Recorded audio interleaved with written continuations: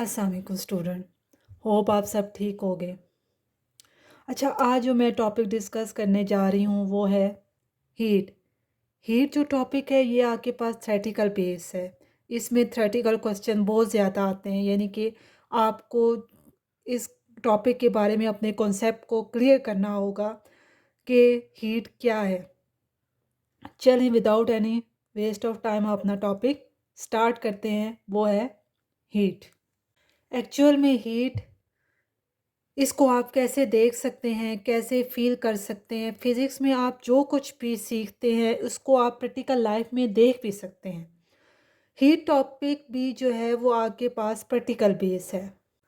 अगर मैं आपसे नॉर्मली पूछूं कि आपने कभी हीट को देखा है, तो आप कहेंगे नहीं, हमने हीट को नहीं देखा। लेकिन आप कहेंगे हमने फायर को ज़रूर देखा है, आग को ज़रूर देखा है। तो आप कहेंगे कि जो हीट होती है क्या वो फायर है? तो मैं कहूँगी ऐसा कुछ नहीं है। हीट एक एनर्जी है। एनर्जी को हम देख नहीं सकते, आप एनर्जी को फील कर सकते हैं। जैसे इलेक्ट्रिकल एनर्जी ले लीजिए, लाइट एनर्जी ले लीजिए, कोई भी एनर्जी ले लीजिए, इसको आप फील कर सकते हैं। ऐसे ही हीट एनर्जी है, हीट को भी आप क्या कर सकते हैं, सिर्फ फील कर सकते हैं। जैसे इलेक्ट्रिकल एनर्जी ले लीजिए, लाइट एनर्जी ले लीजिए, कोई भी एनर्जी ले लीजिए, इसको आप फील कर सकते हैं। ऐसे ही हीट एनर्जी है, हीट को भी आप क्या कर सकते हैं, सिर्फ फील कर सकते हैं। अब आपके माइंड पे ये क्वेश्चन आ रहा होगा कि हीट बनती कैसे है, ये हीट आती कैसे है। हीट की जो डेफिनेशन है वो क्या है? Heat is a form of energy. Heat energy produce by the motion of atoms and molecules. Heat क्या है? एक एनर्जी है। हीट किससे प्रोड्यूस होती है? किसी भी एटम्स और मॉलिक्यूल्स की मोशन की वजह से जो हीट प्रोड्यूस होती है उसको हम क्या बोलते हैं? Heat energy. अब इसी डेफिनेशन को हम थोड़ा डिटेल में डिस्कस करते हैं। अब कोई भी ऑब्जेक्ट है जो एटम और मॉलिक्यूल से मिलकर बनता है, उसमें जो एटम्स और मॉलिक्यूल्स होते हैं वो तीन तरीक़ों से मूव कर रहे होते हैं। Translation motion. ट्रांसलेशन मोशन कौन सी मोशन होती है? वो मोशन होती है जब कोई ऑब्जेक्ट जो है वो स्ट्रेट लाइन में मूव करता है, सीधा मूव करता है, तो वो कौन सी मोशन हो रही होती है? Translational motion. दूसरी मोशन आपके पास होती है वाइब्रेशनल मोशन। वाइब्रेशनल मोशन जो आप अपने ही पॉइंट के अबाउट मूव करता रहता है, जिसको हम क्या बोलते हैं? To and fro motion. तीसरी कौन सी मोशन हो रही होती है? Rotational motion. रोटेशनल मोशन जब कोई बॉडी सर्कल में मूव करता है, जब रोटेट कर रहा होता है, तो उसको हम क्या बोलते हैं?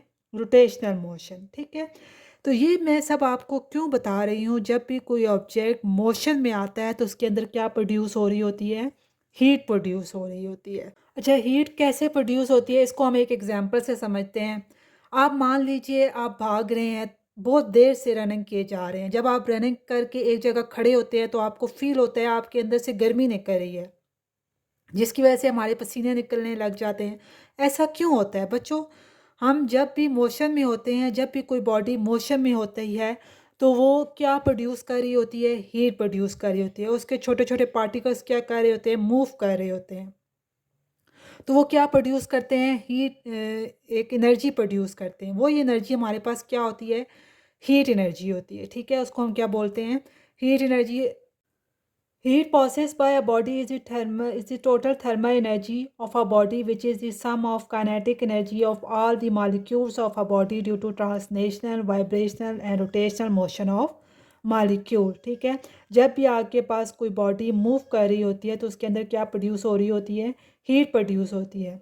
वो हीट जो होती है वो काइनेटिक एनर्जी का सम है, यानी कि उसके अंदर जितने भी एटम्स और पार्टिकल्स मूव कर रहे होते हैं उसकी जो काइनेटिक एनर्जी प्रोड्यूस होती है उसकी मोशन की वजह से।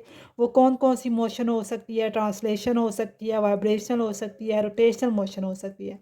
उस मोशन की वजह से जो काइनेटिक एनर्जी प्रोड्यूस होती है, अगर हम उसका सम अप करें तो वो आपके पास कौन सी एनर्जी बन जाती है? थर्मल एनर्जी बन जाती है, हीट एनर्जी बन जाती है। ठीक है, अच्छा, जहाँ तक तो हमने समझ लिया कि हीट जो होती है वो मोशन की वजह से आती है। जब कोई ऑब्जेक्ट मोशन करता है, मूव करता है, तो उसके अंदर थर्मल एनर्जी आ जाती है, हीट एनर्जी आ जाती है। यहाँ तक तो हम समझ चुके हैं। अब हम बात करेंगे जो जो हीट होती है वो एक बॉडी से दूसरी जगह, एक बॉडी से दूसरी बॉडी में ट्रांसफ़र होती है। बेसिकली जो हीट है वो किसी सिस्टम के अंदर मौजूद इंटरनल एनर्जी है। ठीक है, heat is a part of internal energy which is transfer from one body to another. ठीक है, इसमें हम एग्जांपल ले लेते हैं हॉट कप ऑफ कॉफ़ी, जिसमें आपकी हॉट कप ऑफ कॉफ़ी के अंदर जो इंटरनल एनर्जी है वो उसकी ज़्यादा है। जब इंटरनल एनर्जी ज़्यादा है तो उसकी हीट भी ज़्यादा होगी, उसका टेम्परेचर ज़्यादा होगा। तो कॉफ़ी के बाहर का जो सराउंडिंग है उसका टेम्परेचर कम है, तो कॉफ़ी के अंदर जो हीट है वो हाई टेम्परेचर से किधर मूव करेगी, लो टेम्परेचर की तरफ। तो इसलिए हम बोलते हैं so heat transfer from high temperature to low temperature of a body. ठीक हो गया, समझ आ गया यहाँ तक? ठीक है। अच्छा, एक और बात है कि heat is a total kinetic energy of molecule. Heat जो है वो किस सिस्टम के अंदर जो है वो total kinetic energy of molecules होती है। ठीक है, आप हीट का ताल्लुक जो है वो गर्मी से हरगिज़ ना लें कि जो चीज़ गर्म है सिर्फ उसी के पास हीट है, तो ऐसा नहीं है। फॉर एग्ज़ाम्पल, एक स्विमिंग पूल है जो जिसमें मॉलिक्यूल्स की तादाद ज़्यादा है, अमाउंट ऑफ मॉलिक्यूल्स ज़्यादा हैं। जब हम अमाउंट ऑफ मॉलिक्यूल ज़्यादा लें तो काइनेटिक एनर्जी भी ज़्यादा होगी। इसका मतलब नहीं है कि स्विमिंग पूल का पानी जो है वो हमें गर्म फील होगा। ठीक है, ये एग्जांपल समझ आ गई कि heat is a total kinetic energy of a molecule. Heat जो है वो किसी चीज़ के गर्म होने का नाम नहीं है। अब हम जो है वो डिस्कस करते हैं यूनिट ऑफ हीट। यूनिट को, जो हीट का जो यूनिट है उस वो क्या है, जॉउल। हीट को हम कैसे मेजर करते हैं, जॉउल में। ठीक है, और 1 कैलोरीज जो है ये एक और यूनिट है हीट का, इसको हम कैलोरीज में मेजर कर सकते हैं। 1 कैलोरी इज इक्वल टू 4.18 जॉउल्स।